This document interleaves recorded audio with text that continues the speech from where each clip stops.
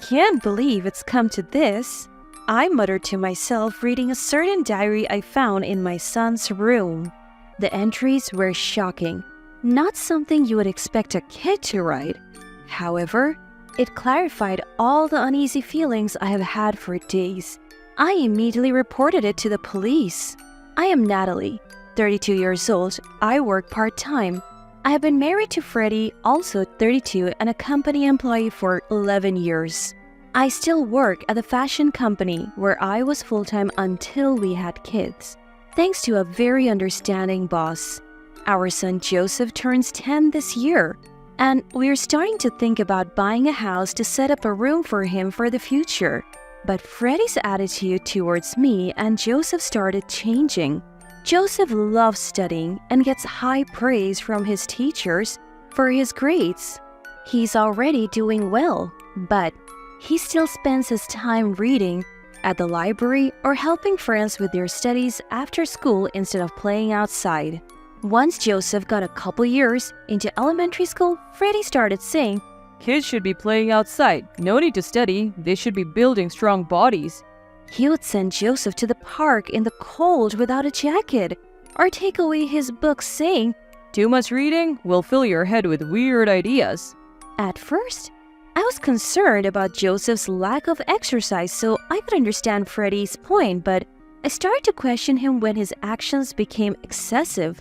I get where you're coming from, Freddie, but isn't this too much for Joseph? It's good to be active, but he doesn't need to be in light clothes, and he sets a time for reading, so no need to take his books away. "You're too soft, Natalie. That's why he gets sick from just a bit of outdoor play. You're his mom. Be responsible. He's a boy. He needs to be strong and active." Conversations about our son Joseph always ended in a stalemate, leaving me pondering what to do next. Whenever Freddie had a day off and wanted to take Joseph out, I made sure to go along.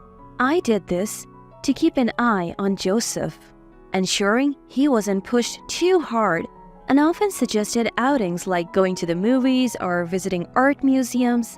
Joseph loves appreciating art, and when we would go to an art museum, he would eagerly share with me the knowledge he had gained from books. Freddie would say, "If you're going to places like that, I'm going to hang out with my friends." And he never once joined us. I tried to bridge the gap between Freddie's parenting approach and Joseph's interest. Eventually, I stopped trying, and we became increasingly divided within our home. After a while, Freddie said, "I don't want to waste my money on a child who won't listen to me. Let's cut down on Joseph's education expenses." The education expenses he mentioned were just a few tens of dollars a month for online courses, in addition to elementary school tuition. Frustrated, I decided to cover Joseph's course fees and any future learning activities with my own earnings and pre-marriage savings. Meanwhile, Freddie was spending the money he saved on new car parts and unnecessary upgrades like a new dash cam despite already renting one from the insurance company. Then one day, I got a call from my dad. He had hurt his back and asked if I could help him out with daily chores until he was better. My mom had passed away right after I got married due to a long-term illness. We hurried our wedding because I wanted her to see me as a bride.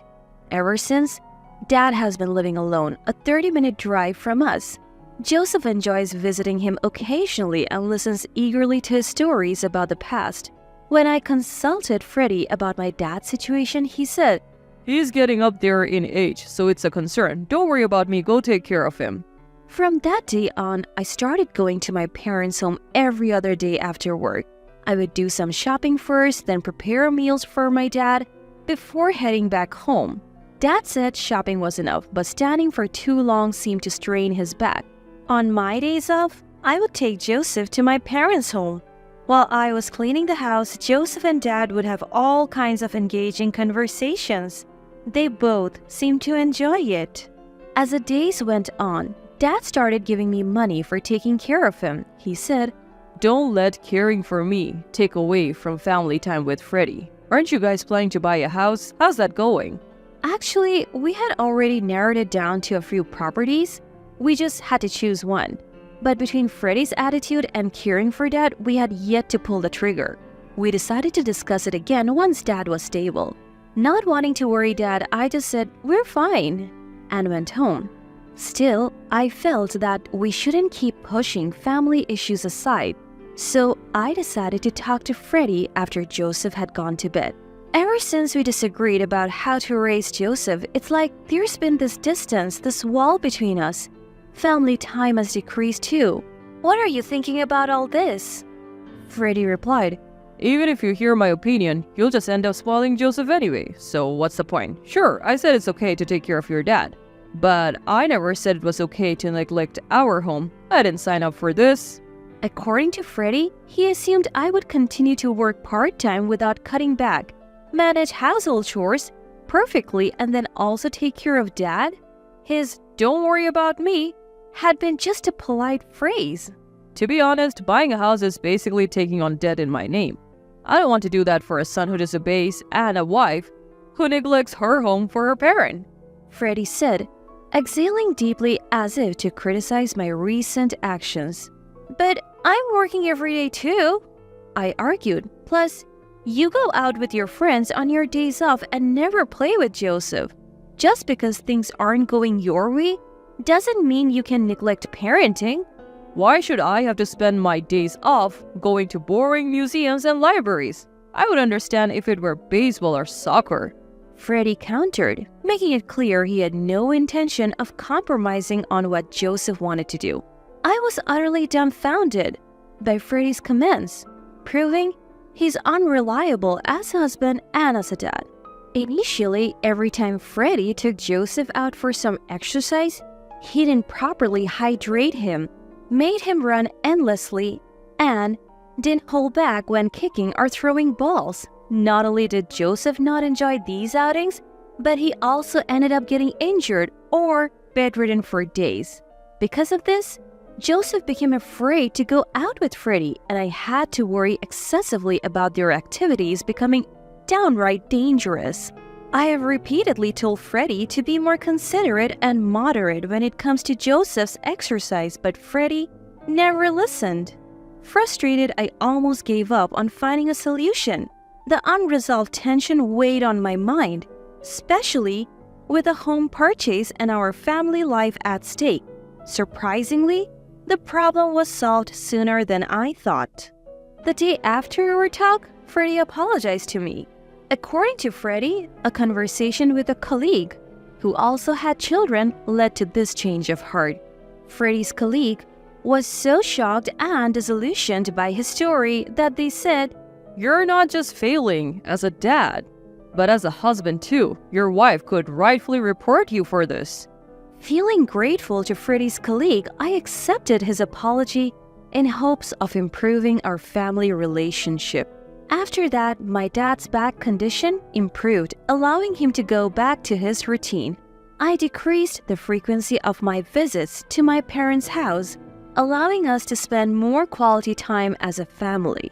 Things were also going smoothly with the house purchase. We were just waiting for the mortgage approval. We were looking at a newly built house close enough to both our workplaces and without the need for Joseph to change schools. As the house purchase loomed closer, Freddie began working overtime more frequently and I increased my part-time hours.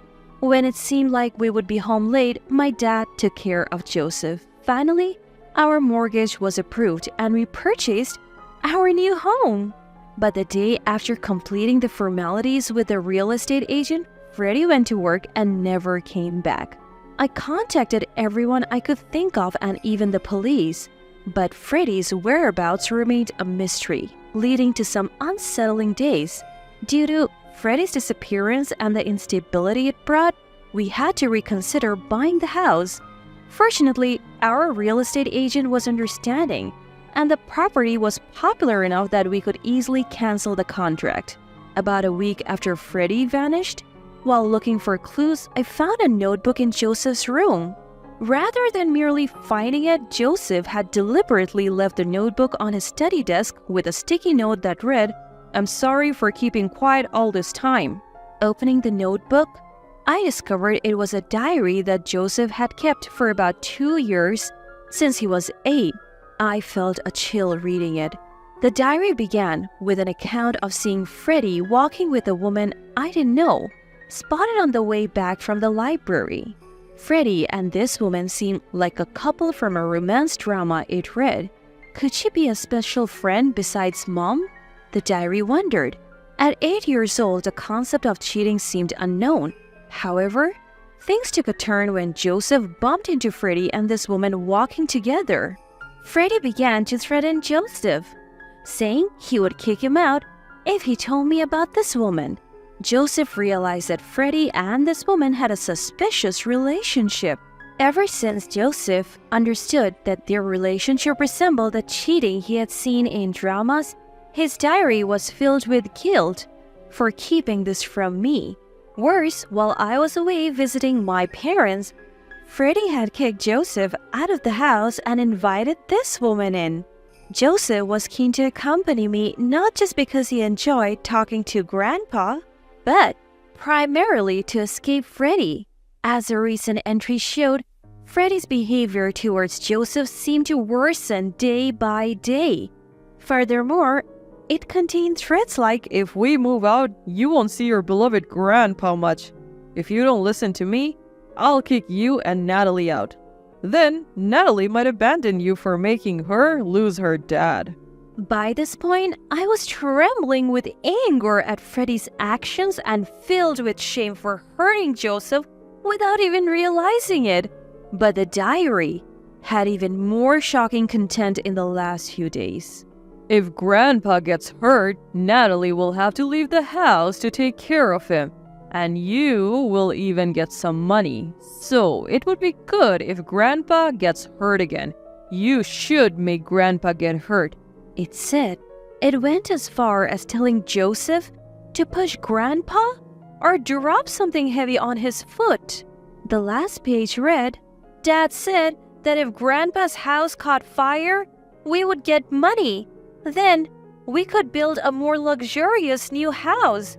And Mom would probably spend more time at Grandpa's so he could live with a new wife in a new house.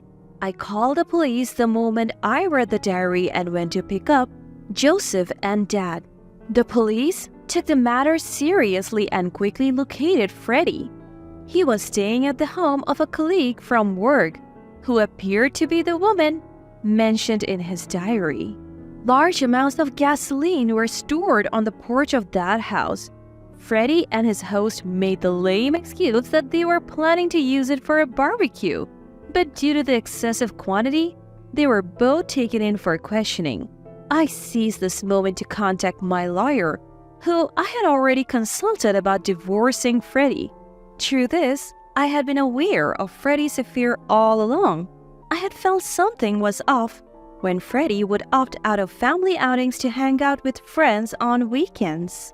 So I had been doing my own little investigation without alerting Freddie. Moreover, the latest recordings from Freddie's dashcam had conversations with this woman, and I knew they had been going to a hotel together. The day Freddie had apologized saying he had been told off by a colleague for being inappropriate, he had actually been asked by his mistress to break up because, "You don't seem like you would be a good dad if we had a child." I had reserved destroying our family by revealing Freddie's affair, especially after seeing he was breaking up with his mistress on the dashcam footage.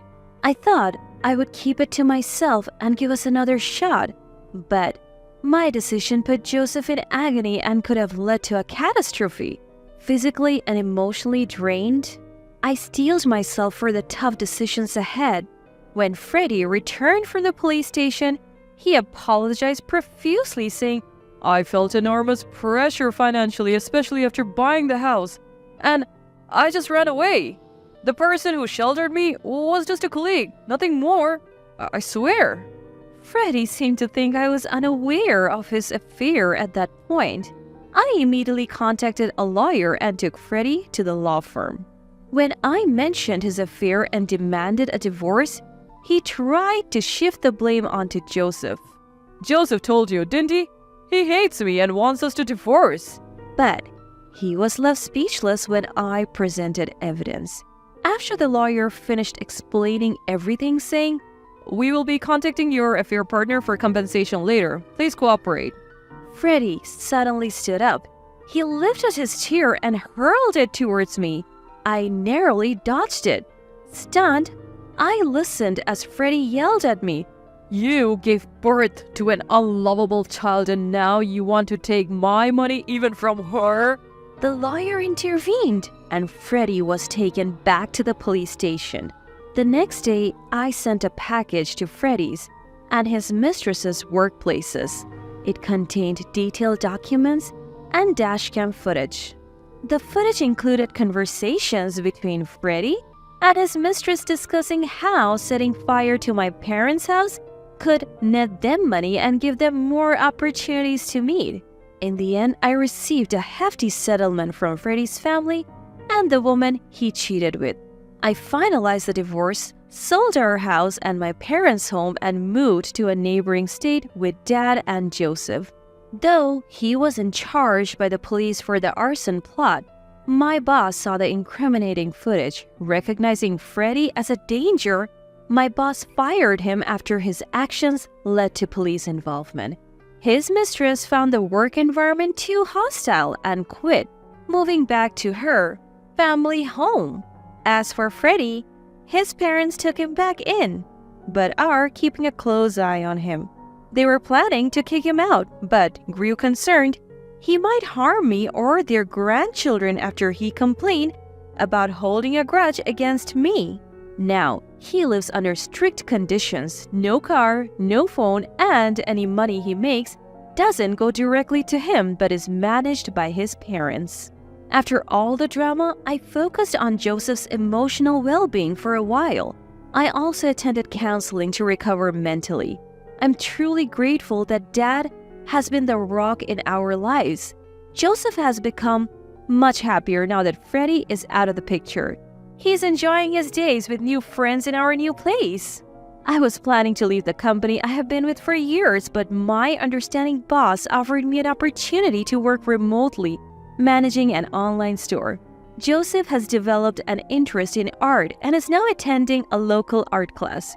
As for Dad, he is living a relaxed life enjoying gardening at our new home with a yard.